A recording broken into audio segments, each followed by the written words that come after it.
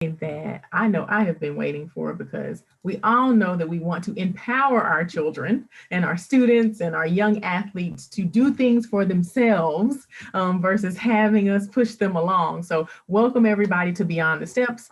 We meet here every Friday at 2 p.m. to tackle the big issues facing the dance community. I am Melissa McDaniel, the owner of Turning Point Dance Creations, joined by Bree Zabrowski, the CEO and co founder of Apollo Performance. And today we are answering the question, how can we empower students, particularly our young dancers, to make healthy food choices? This is the day and age of helicopter parenting and over involvement by the adults in children's lives. And unfortunately, those practices don't empower kids as we push them out of the nest into the world. So we definitely want to make sure that we are preparing our young dancers, if they choose to choose a professional career or just in general, to make choices that are good and serve their whole well-being. So this conversation is really about giving them more autonomy to make their own choices and the tools to make sure that those choices serve them well. So our guest today is Dr. Nasira Burkholder-Cooley, and Bree's going to tell you a little bit more about her. Yeah, and this is like Melissa said, it's an exciting topic. It's a challenge. It's much harder than it sounds. And I know that this is going to help people not only with their student athletes, but also with parents like me who have young children at home, 4 and 8 years old, who this is, it's a struggle. We want to put healthy things in their body to fuel their brain and their body correctly, and stimulate them the right way, make sure they're growing and strong. And so it's definitely one of the more challenging tasks I have in my everyday life. So I'm really excited to hear this information. Dr. Nasira Burkholder-Cooley is a registered dietitian, fitness expert, and nutrition educator. She was drawn to public health and nutrition as a result of her diverse background in science, fine arts, and fitness. She's currently an adjunct faculty member at Chapman University, a private practice registered dietitian, and postdoctoral researcher. She also serves as a nutrition educator for Chapman University, Department of Dance, and the ABT Gillespie School at Segerstrom Center for the Arts. She is a former classical ballet dancer and trained with Pacific Northwest Ballet and the University of Arizona School of Dance, and attended summer intensives at the National Ballet of Canada and American Ballet Theater. She graduated summa cum laude from the University of Arizona with a BS in nutrition and a BFA in dance. Nasira continued her studies in the pursuit of a career as a nutrition professional and obtained a master's in public health from UCLA and a doctorate in nutritional sciences from Loma Linda University. She's been an NASM certified personal trainer since 2008 and is a certified yoga instructor. Dr. Burkholder-Cooley, obviously you have so much experience to offer. We're so honored to have you here. Thank you for being here.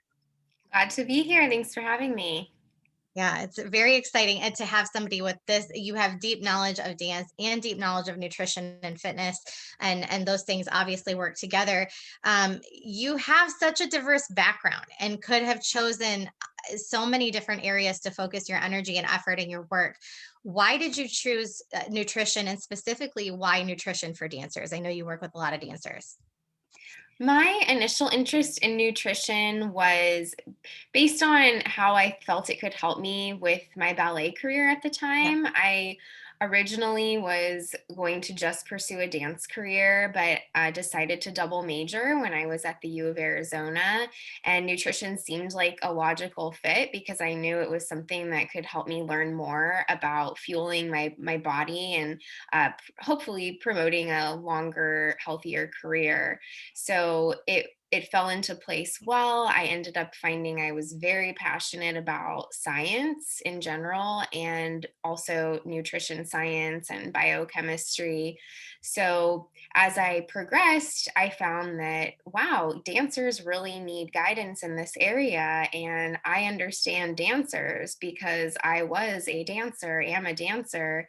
And so now I've found a great niche serving the dance community, and I couldn't be happier about it. It's a really wonderful balance for me.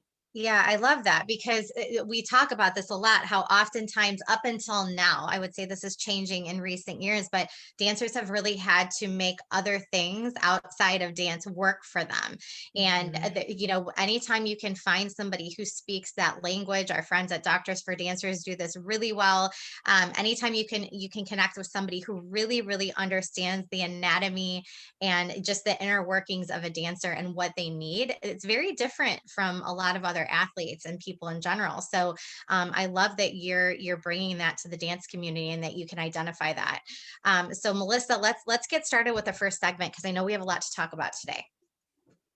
Yes, yes. So I just starting with the basics. We always like to start with the basics because we're all coming from different Yep. backgrounds and know different things. And this is a question that is a good one because some people think that nutrition is one size fits all. That I know this from dieting, however many years, oh, she lost a lot of weight doing that, so I'm going to do this. And he built muscle doing this, so I'm going to do this. They think that whatever works for one person works for everyone. So what makes nutrition different for dancers? Like why is nutrition different for people who have pursued a dance career or are studying dance?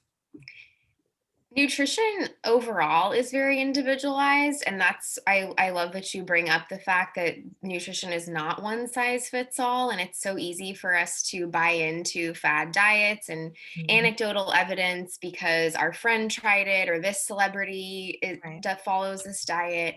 And I think dancers are very susceptible to trying some of these based on what their role models are doing. But we have to realize that, as individuals, our nutrition needs vary based on body size, age, gender, physical activity level, genetics, the environment. And, you know, you add this additional layer of intense, consistently, rigorous physical activity that dancers are engaging in, and their needs are going to vary dramatically. So, Yeah. generally, I would say dancers have higher energy needs than the general population, and their training, varies day to day, week to week, but it tends to be fairly intense. And for dancers, there really isn't an off season. So Right. it's really just this ongoing high energy demand. And so it's important for them to realize as well that at different ages, when dancers are experiencing periods of rapid growth, their energy needs might be higher. Then you throw in, puberty to the mix. Well, that's another phase where energy demands might be a little bit higher, and we're experiencing body changes, which further complicate the issue. So it's critical that dancers recognize that and that they embrace it and try to fuel themselves appropriately rather than trying to follow the latest fad or create some restrictive diet because they think that's what they need. They definitely need to try to understand what their needs are and meet their needs Well, Mhm. so and do that you they think aren't getting too? injured.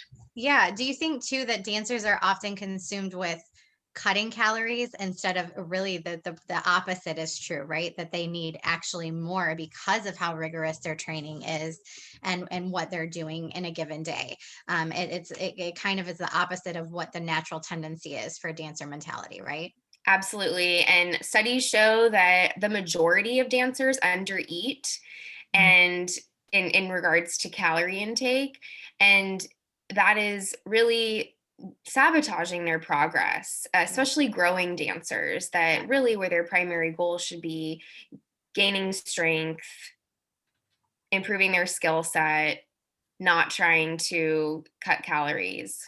Right. Yeah, and when you look at the mental capacity that the kids have too, not only juggling a full dance schedule, and I'm talking teenagers now, but a lot of times, you're dealing with high schoolers who have, the dreaded AP schedule, they're just up till 2 in the morning doing homework.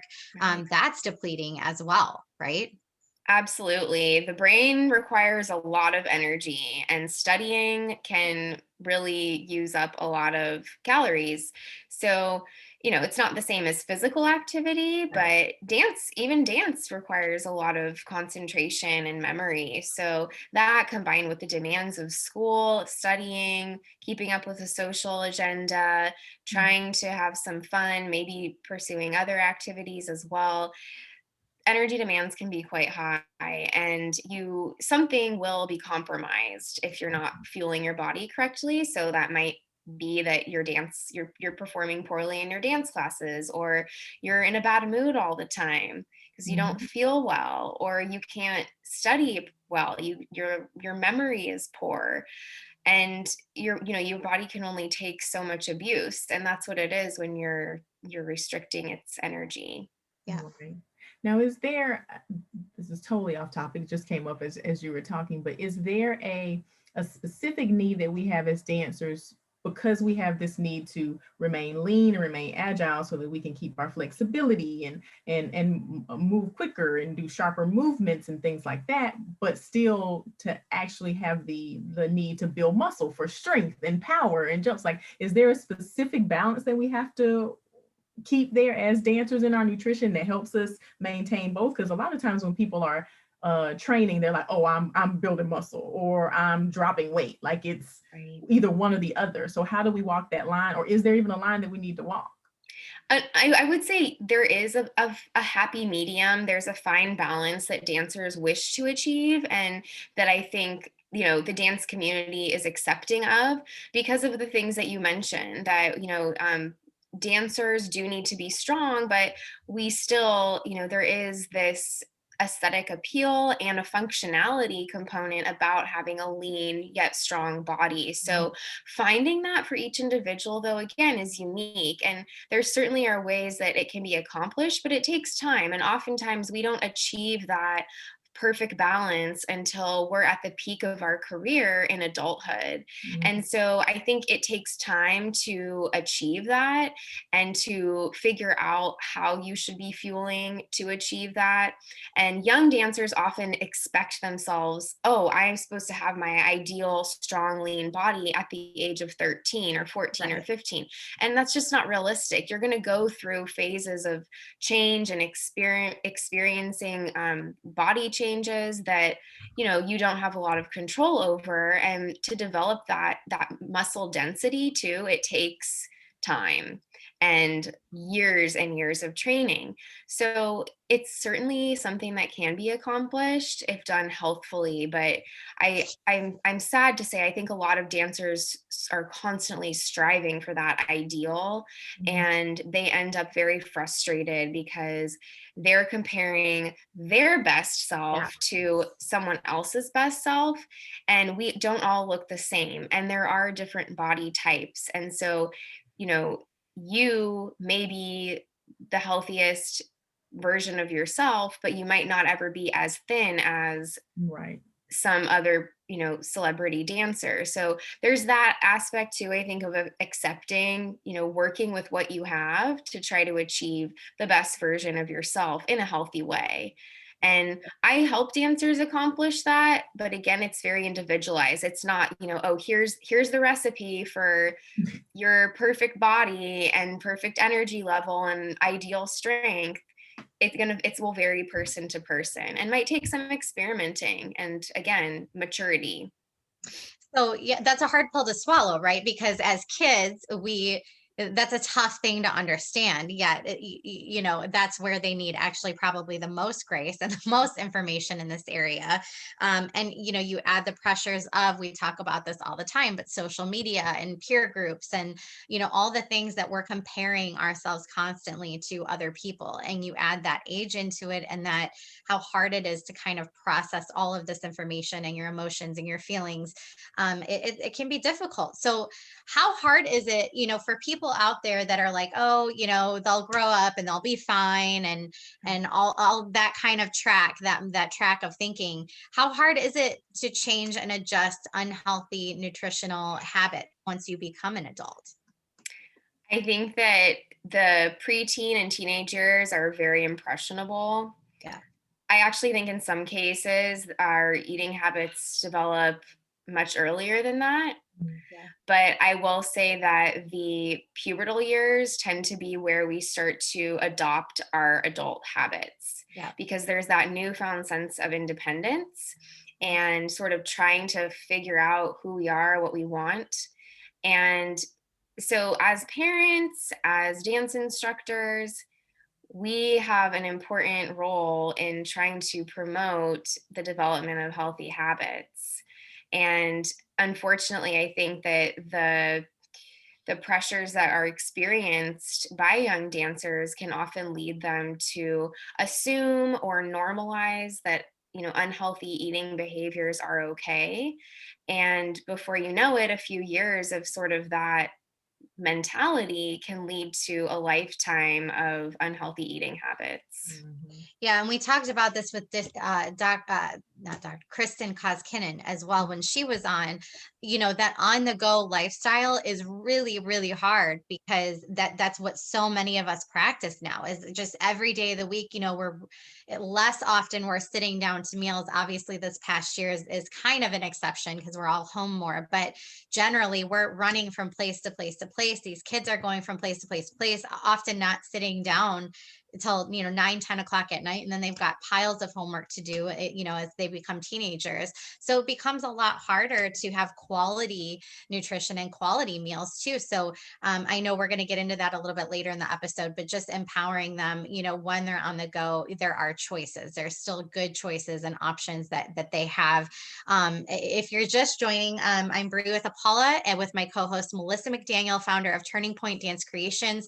We're chatting today with Dr. Nasira Burkholder-Cooley, and we're talking about how do we empower our students, particularly our student athletes, to make good food choices, healthy food choices. So what age is appropriate to start having children make their own food choices? I know I have two little ones at home, and if I left them at their own devices, Right. to their Cotton own candy. devices, yeah, it'd be cheese balls. And my 4-year-old would have cheese balls, and my son would be eating chicken and fries, like the kid diet, as we will refer to it later. But he would be doing that for the rest of his life. So I have to intervene a lot. So what age is appropriate? It's a challenge. I have a 1-year-old, and I try my best to give her a bit of autonomy in choosing from healthy options. Mhm. So, what I will say is that, and this will be a recurring theme in our conversation, is that as the parent, we have to offer acceptable choices Yeah. because our children are only going to choose from what we offer. So, if you make unhealthy choices available, they taste better. Right. Anybody is going to pick Cheetos over carrot sticks because they Right. taste better. Right.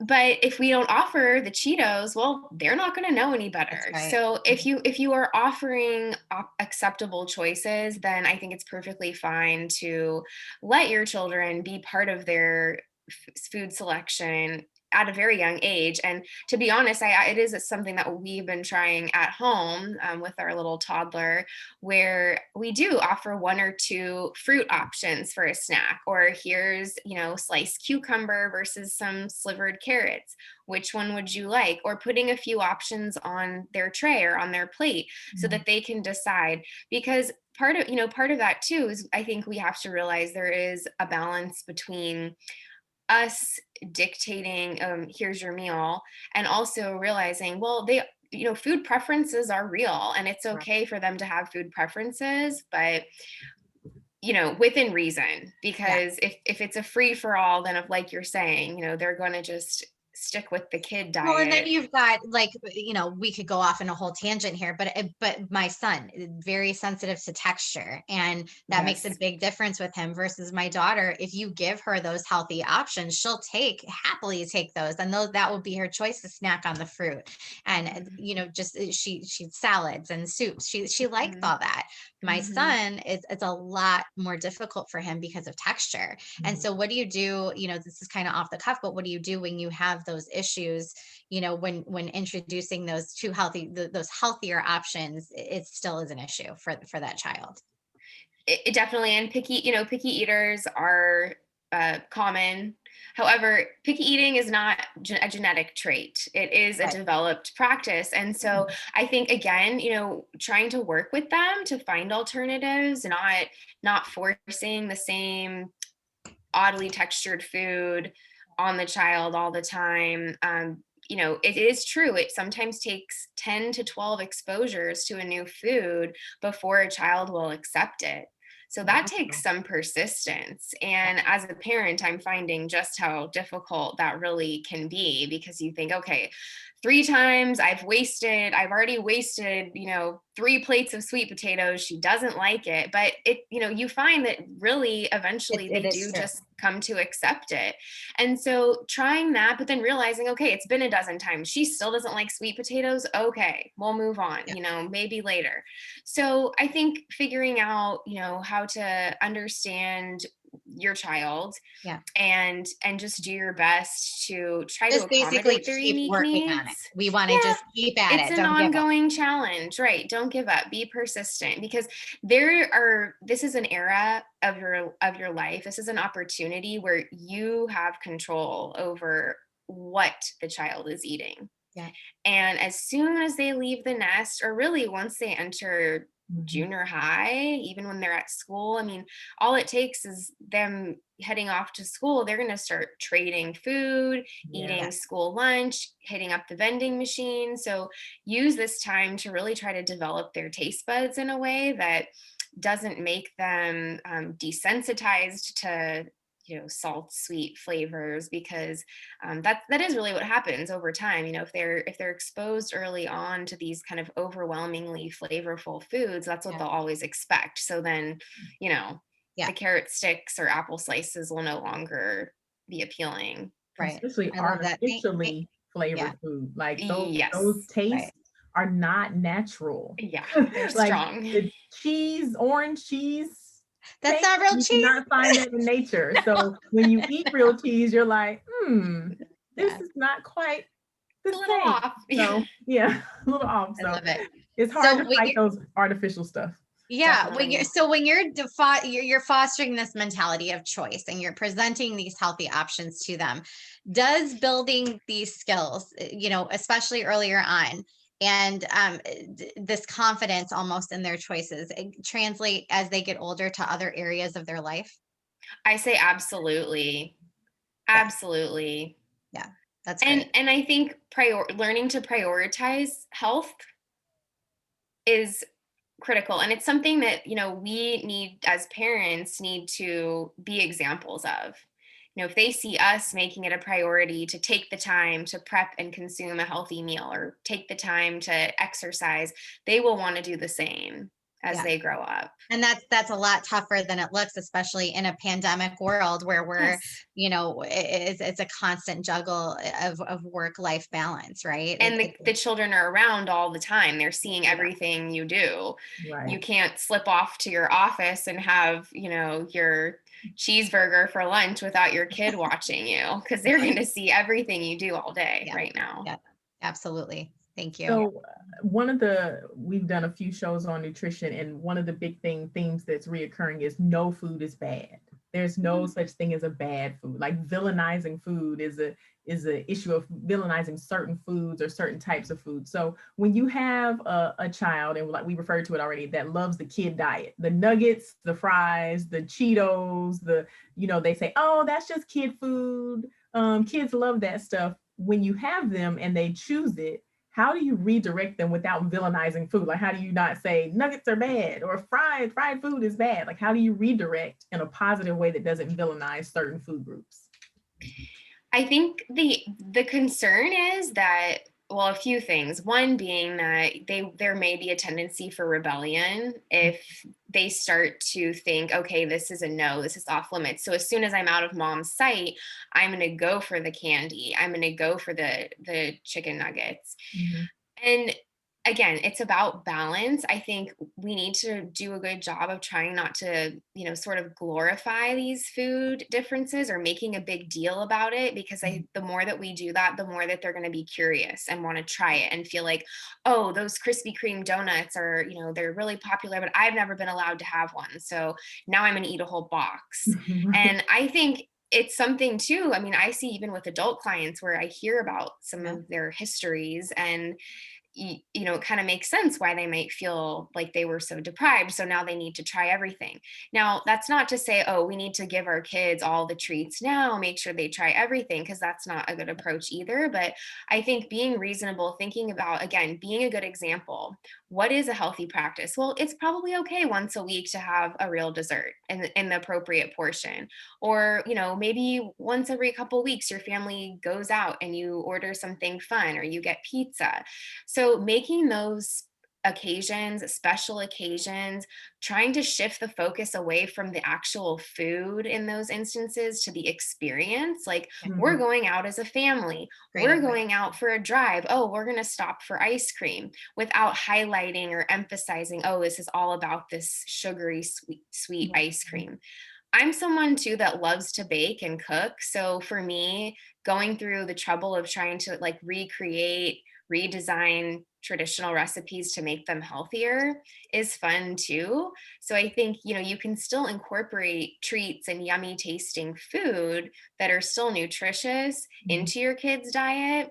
And that's something that I know isn't in the cards for everybody if you don't enjoy baking or don't have time to bake. But it's something that, again, if it's just a once a week, maybe a special treat, maybe making something together at home that doesn't have added sugar, Mhm. using whole grains, using other healthy ingredients, but that still tastes yummy would, become sort of a special treat for your Yeah, and you don't kids. have to announce that you made this adjustment to the food, right? Because I've Right. had mixed success with this where I've tried to sub certain things out without my kids knowing about it.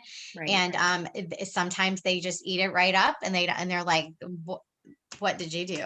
Yeah. Like I'll get that face, like I'm not eating this, Yeah. so but I mean it's worth a shot because when they do like it, it's so empowering to go, okay, this is so much better for them this way, Absolutely. you know. And Absolutely. one of the things that I know I've noticed in studios that I've been in is we tend to, and myself included, reward with things that are unhealthy. It's like, oh, you guys did a great job. Let's look, I Yes. brought cupcakes. Or, Right. oh, here, I brought cookies. And I feel like it kind of builds that sense of when we do good things, we get Yeah. these, or I'm gonna have a pizza party. You guys won first. If you win first overall every competition, we're gonna have a pizza party. Oh my Right. gosh, everybody watching has got to be like, yes, Right. I do that. I do. Yeah. Yeah. We all do that, Yeah. right? That's so Yeah. common. We all Mhm. do And you're that. right. It's terrible, probably. Yeah. It's probably the wrong Mhm. way to do it. Right. Mhm. Like I feel like if we could make a change to try to, maybe our reward system is not based on food at all. Like Right. maybe the reward system isn't food, or even if it is food, maybe it's, hey, we need to choose. Everybody gets to vote and choose a option that's a sweet option, an option that's a more healthy option for me to bring Right. as your reward. Like being able to offer those things versus just saying, hey, it's cupcakes across the board, Mhm. might be a better way to approach it. Definitely. Yeah. Better It is, model it's for sure. important to veer away from using food as a reward, but it is such an easy option. And kids do tend to get excited about Yes, food cupcakes. treats. But I think that if there was sort of a new norm that we could establish, or even if the food reward again was something healthy, or focusing again on the reward being an experience Right. or a trip or a game, that Mhm. would be preferred, certainly. Yeah. Makes sense. So we want to talk about some actual things that dance teachers, because we're sometimes the parents away from home. We are the adult eyes when they are not around their parents, as well as parents can do that are age appropriate to empower children at every age level. So you kind of already talked about your daughter. I want to take it age group by age group. So developmentally appropriate things that we can do or say as parents to children to help them make the choices that are what we believe are the right choices. So like 2 to 5 year olds, what's a good way to encourage and allow 2 to 5 year olds to make good decisions?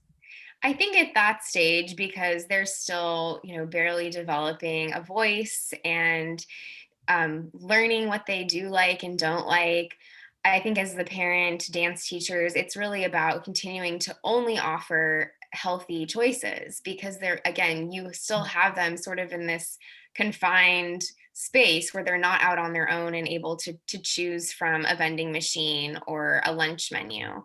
So offering healthy choices, giving them, 1 or 2 choices per meal or snack. Hey, do you want this or this? And I think that allows them to feel like they're winning. They're getting to make a choice. They have so little control at that age that for them to be able to pick their snack is probably enough of a thrill.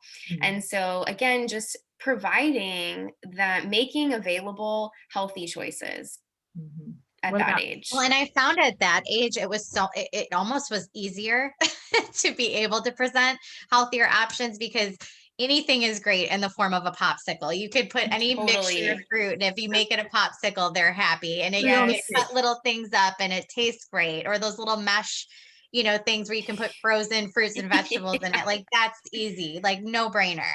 Right. I think when we get in these older ages, it's a lot harder, right?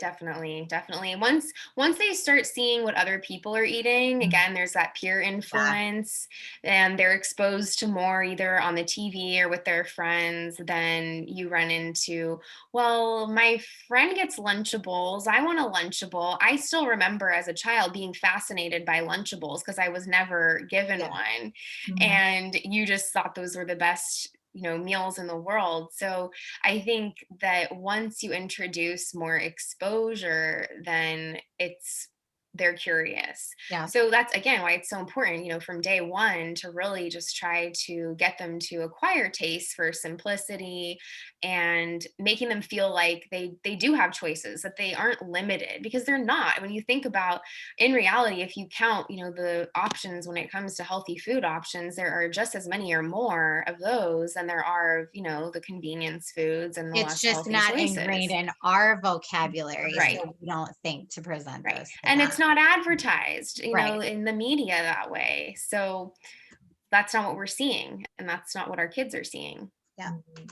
We have a comment from Gina, who's a Hi, Gina. regular viewer. She says she loves this. Choice is so powerful for kids, and that's true in any aspect. Having choice is so powerful for kids. Choosing between 2 healthy options is a win-win. So thank you, Gina. Thanks, Um, Gina. what about 6 to 10-year-olds? We're getting into the upper elementary age there. And I mean, I'm in it and it is Yeah. hard, girl. It is hard. I believe it. I believe it. I think at that stage, you're still, as a parent, in control of what they're being served at their meals. However, they're going to start practicing, maybe swapping with their friends, or when they're starting to go out on their own once in a while to a friend's house. And so, of course, the idea is you want them to make healthy choices in those situations as well. So keeping it interesting, trying to get kids at that age involved in food prep so it's something that they can become excited about, even if that's just, letting them shred lettuce for a salad or choose what spices you're going to put on chicken. Letting them feel like they are involved can give them an interest in food. And you don't know where that might lead them or how that may help them, but I imagine it would be very helpful and just offer some interest, and letting them start to understand the benefits and the thrill of healthy eating. Right. Yeah. Oh, we're getting into the 10 to 13-year-olds. I call these kids the pod people. Oh dear. Where did my happy, loving little 10-year-old go? Right. Right. So 10 to 13-year-olds, what do you think? That's what, middle school, fifth, sixth, Yes. seventh grade. So now we start introducing issues like body image and peer pressure and puberty. I think at this stage, the most important thing is to just help children try to maintain a healthy perspective and maintain confidence, because they're going to be facing so much adversity and conflict and emotional changes and mood swings.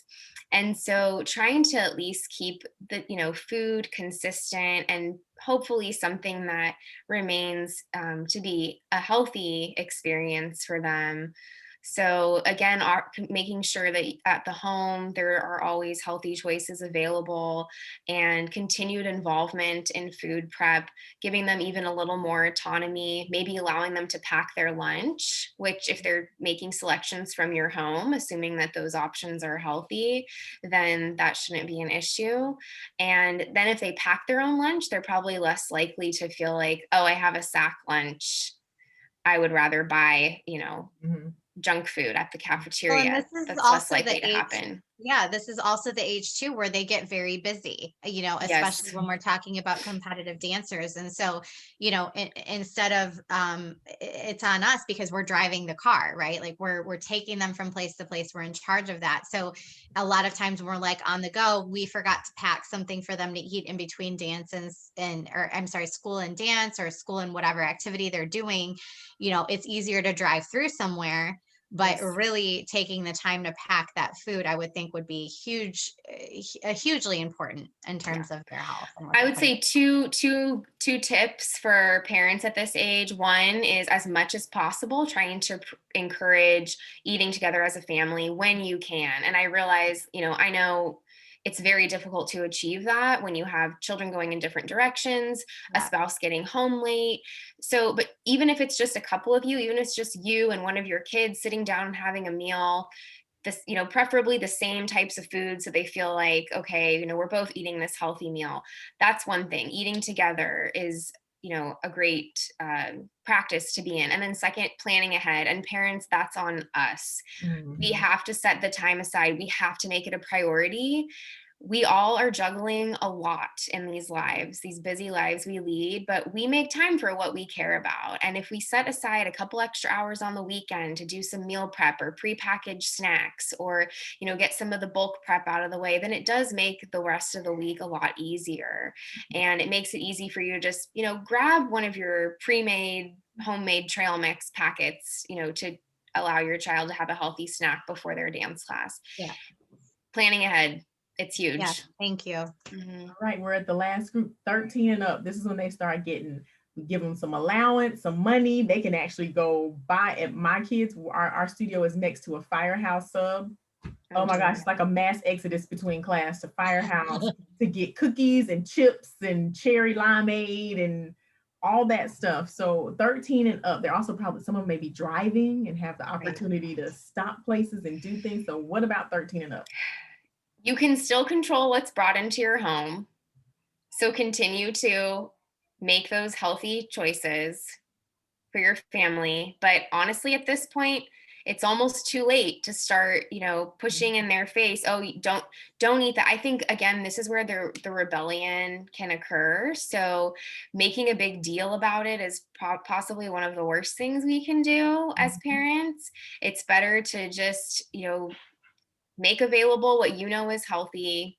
And if they choose to, dabble with some of these other food items, I think discouraging it, don't enable it. If you're finding that their allowance is all getting spent on these super sugary drinks, then that's something that you could possibly, pull the plug on. So keep that in mind.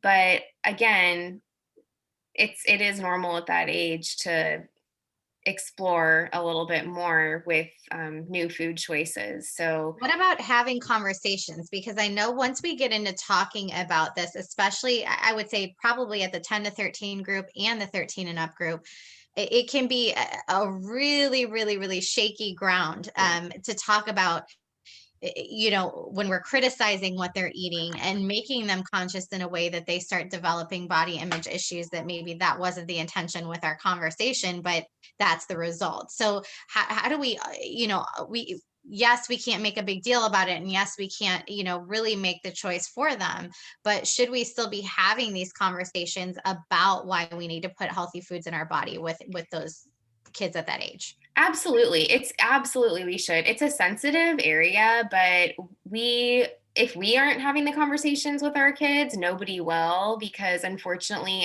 nutrition just is not emphasized enough in the school system. So children need to become educated, and that is empowering. Knowledge is power.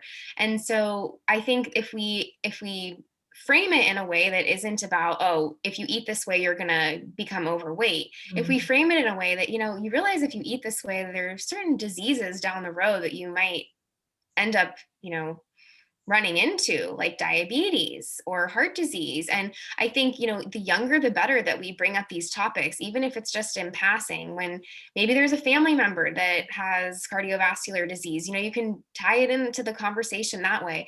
And that way it's something that they're familiar with, that they understand that, okay, diet and health outcomes are related. Mm-hmm. And I can prevent these diseases that could be very detrimental to my future. And it's hard for a teenager to accept that. They're not thinking about diabetes. They're thinking about the next, Instagram picture they're going to take. So they care more about how they look, but we also don't want that to be our emphasis, because that's already on their mind. Yeah, I love that, because a lot of times, I was going to say the same thing. It's really hard for them to worry about something that hasn't happened yet. They don't understand long-term consequences at that age. They don't even think about that. And so having something they can identify or relate to, it works much better. And especially going to the studio directors, the educators that are watching, this goes for you as well, talking about how not necessarily the calories or what their body looks like, but their performance. Right. So, making sure that they understand how this will impact their performance, finding creative ways like getting with a nutritionist in your community and having that nutritionist come in and talk to the dancers, about fueling their bodies properly, and just what it can do to their performance, because they do care about that. They do care about that. Right? That is definitely something that we have in our favor, is that we can encourage them to have healthy habits for preventing injury and not feeling sluggish. I think pointing out your energy levels are affected by the way that you eat and the health of your bones, your joints. So reducing injury risk, promoting healing. I mean, these are all certain factors that athletes and dancers, I think, will resonate with them. Yeah, thank you. We're going to get to the homework in just a second, but before we do, last question is, how should parents and studio owners and educators handle the moments away, the moments that these kids are not in our supervision, they're not under our roof, they're not within our eyesight? We're talking about sleepovers, we're talking about competitions, we're talking about conventions.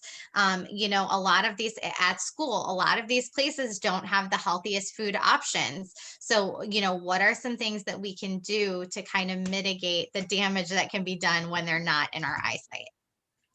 Like any choices that our kids will be making when they're not with us, I think their memories of conversations that they've had with you are going to be powerful for them. Yeah. And just help them remember, what they know, how those choices will impact them. So I think, as we've been discussing, first of all, giving them autonomy at a young age to know how to make the right choices is important.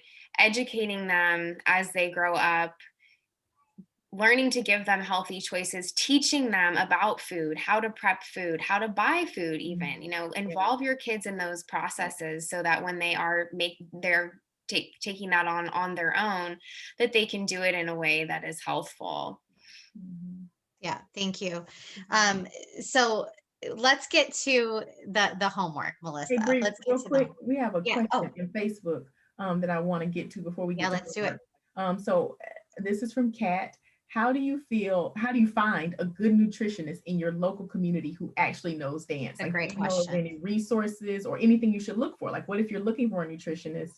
What are some questions you should ask to see if they have any specific experience with dancers or know how to work with dancers specifically? Great question. I think first and foremost, make sure that you find a registered dietitian nutritionist, because that is the standard for people that really have a good education and experience in nutrition. So make sure you look for someone with that credential, that's registered dietitian. And then I think you need to just learn about the registered dietitian as an individual. Are they a former dancer? Do they actually work with dancers? Because even sports dietitians don't necessarily understand the psyche of dancers. And I certainly know a lot of my clients come to me after having seen several other dietitians and just saying that they felt misunderstood. And I find that some of the advice and recommendations that had been given to them really wasn't appropriate for a dancer. So I think it's important that you do find out if the person you're interested in working with has a background in dance. Yeah. Because Well, and it's oftentimes really these people oftentimes they're more accessible because everything's online right now. People do consults, they'll do Zoom meetings with your dancers. And I want to point out one more time, Doctors for Dancers is an excellent resource for this. They connect you with dance medicine specialists and nutritionists in your area. So it's doctorsfordancers.com. That is what they do. So it's worth checking out to see if they have anybody in your area that you can talk to. And my services are all remote as well. So I can work with anybody throughout the world via virtual consultation. Give us your info so people can contact you. We're going to put it in the chat too. Perfect. So I do have a blog. It's healthonpoint.com, and we have some resources updated monthly with recipes and nutrition advice, injury prevention advice. And then you can contact me via email at nasirasnutrition@gmail.com to set up an individual consultation. I also do group education for dancers, both in person and virtually, depending on your area. That's awesome. Thank you so much. My pleasure. I'm putting those all in right now. Okay, so awesome. So I'm gonna go ahead and get to the homework while Yeah, you're putting those in. So we like to give our viewers homework, something that we want them to focus on between now and next week when we come back with another topic. So what is one action, one thing that you want our listeners to take between now and next week to progress in this area? I think committing yourselves, whatever stage you're at, to spending a little extra time in the week to purchase or prepare some healthy snacks for your busy week. Mm-hmm. Even if it's just an extra 30 minutes to an hour, because I think anybody could benefit from that. Parent, dancer, young dancer. If you're the parent, maybe including your child in that experience. Because again, if you start to build that into your week, you find that you are prepared, and then you're not in a scramble and you're not sort of prone to making poor nutrition choices when you're running out of time or when that's all that's available because you didn't plan ahead. So commit an extra hour this week to setting yourself up for a healthy week of nutrition. Mm-hmm. And I hear when you prepare those healthy snacks, children at any age, give them a choice between one healthy and another healthy to help them start to build that confidence to choose. So that's awesome. I think we can all do that. I mean, I think I can do that for myself. Absolutely. Myself as well. I have one other challenge for everyone, and that is to avoid getting your nutrition and health advice from unreliable sources like friends and Instagram. Stop doing that. A registered dietitian? What? I can't believe that. That's hard to believe. Stop doing that. It is self-sabotage, and it's confusing, and it's frustrating, and it will only lead to poor choices and adverse health outcomes in many cases. Yeah, thank you. I will stop getting my health advice from Instagram today. So there are lots of other resources. Dr. Burkholder-Cooley has given us a resource that we're going to pop into the chat a little bit later, but I do want to talk about the STEPS initiative, which is sponsored by Apollo Performance. A number of wonderful professionals have contributed to that in areas of anti-racism and equity, integrative dance, nutrition, dance science and medicine, all of that wonderful stuff. You can take that totally for free at apolloperformance.com. Also, YPAD has amazing certifications in a number of different areas. Those courses are available, and Bree's going to pop that link in. And we also have a code, Apollo25, that you can use to get 25% off YPAD courses. Bree also has already popped in a resource from Nasira. Can you tell us about this? It's the How to Choose Healthy nutrition recommendations for dancers. Tell us a little bit about that resource.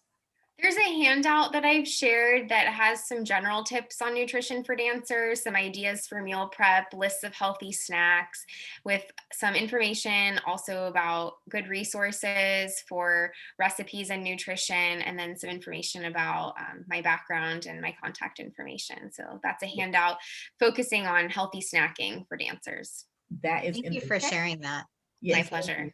That's very healthy. And then we've already helpful. And we've already talked about how you can reach Dr. Burkholder-Cooley at health_on_point and at nasirasnutrition@gmail.com. So reach out to her. She's been absolutely amazing today at giving us some wonderful, wonderful advice. So yeah, we hope this has been helpful for you guys. You know, we're going to continue to have these really important conversations on topics that are impacting our dancers and our children. So we hope you're taking stuff away from this. If there's anything that you want to see or hear about, please message us info@apolloperformance.com, and we will make sure we get that scheduled. We're always working on scheduling the future episodes, and we're doing that now for May and June. So if there's anything you want to hear about, again, message us. You know, this is all, the more information we have, the more informed we are, the better steps we can take forward together to create happier, healthier dance spaces for everybody. That's why we do this show every Friday. The recording of this full episode and all of our episodes will be available on Facebook Live at Apollo Performance and Apollo's IGTV. Again, Apollo Performance, as well as Turning Point Dance Creations at _TPDC_on_IG_. And if you register to join us on Zoom, you're going to get a recording of each and every week's episode. We ask you to please share so we can get the word out and affect real change in our dance community and beyond. Thank you again to Dr. Nasira Burkholder-Cooley for joining us today and for your knowledge and insight. This has been another fantastic informational episode. Thank you very much. My pleasure. Thanks for having me. Yeah, it's been great. We're going to have you back, I'm sure. As always, thank you to my friend Melissa McDaniel for being on this journey with me. Love doing this with you every Friday. Join Melissa and me next week, Friday, March 19th, as we chat with Cassandra Springs and explore, does activism have a place in the dance studio environment? We have a lot of dancers that are looking to us to model behavior. We have a lot of tough issues that they are taking notice of and that are affecting our dancers and ourselves and our staff. So this is an important one that I don't think people give enough thought to. So we're going to talk about it next week with Sandra. We hope you join us. Until then, we hope you continue your journey beyond the steps and have a great weekend. Bye, everyone. Bye. Thank you again. Thanks.